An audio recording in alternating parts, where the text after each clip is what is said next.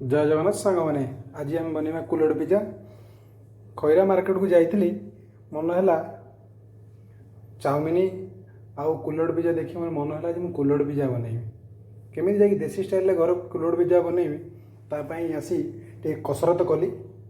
देखिली कुल्हड़ पिज्जा केमी बनैबा स्त्री सहित डिस्कसन भी है माँ सहित बापा सहित डिस्कसन होगा आमर निर्धारित कलु आज आम बनैबू कुल्हड़ पिज्जा। ज्ञान यूट्यू कम मागी आनली बाकी सब रिलायंस स्मार्ट रू किणी आनली। चलतु देखा ये मुझे कौन कौन पकेबी आ केमी कुल्हड़ पिज्जाटा बनैमी ना आज कि कुणिया आसी मो बड़ भाई राजा भाई आसी आज खावाई कुल्हड़ पिज्जा देखा बटर पिज्जा हो सारापर पियाज पकईदेवा हल्का टी पियाजटा हो सारापर मु पकईदेली ये चना चना नुहे यहाँ चना कहते यहाँ कौन कहते सुईकर्णटा मुझे पकईदेली हल्का टे घाट सारापर कि समय सीझा को छाड़देली तापर ये शिमला मिर्च को पकईदेली हल्का घाटी दे कि समय छाड़देली।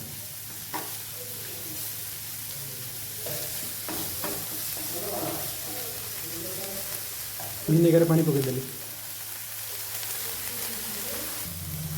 तापर मशरूम पकईदेली गाँव कहते छतु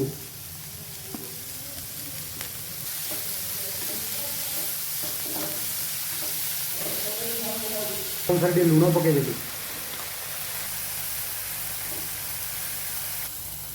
कंचा लंका टे पकईदेली पकईदेली हल्का घाटी देली तापर ब्रेड पकईदेली ब्रेड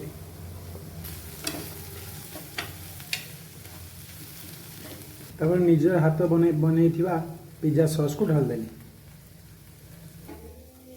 हल्का घंटे देलापर आमर ये प्रस्तुति एबे आम कुल्हड़ भितर पुरेवा तापर कुल्हड़ को हल्का टे धनिया पत्र पकईदेवा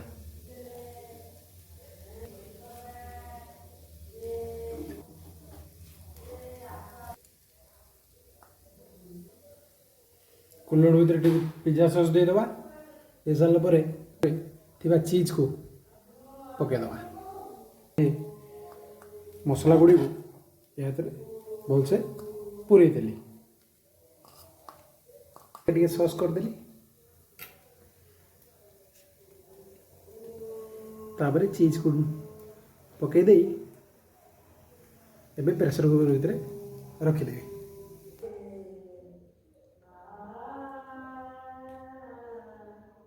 तापर आम प्रेशर कुकर भितर रखिदवा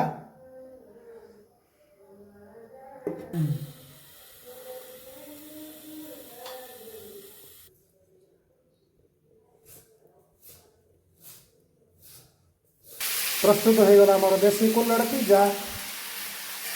ये खाइब आसतु।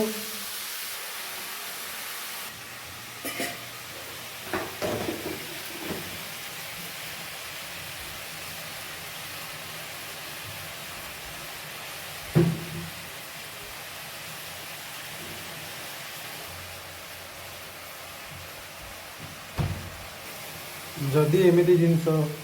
देसी जिनस जे घरे बनइबार अच्छी ताले प्रधान बाबूंकर हांडी साड़ को स्वागत करुँची। मो चैनल को लाइक शेयर सब्सक्राइब करूँ और मजादार वीडियो देखि नियंतु।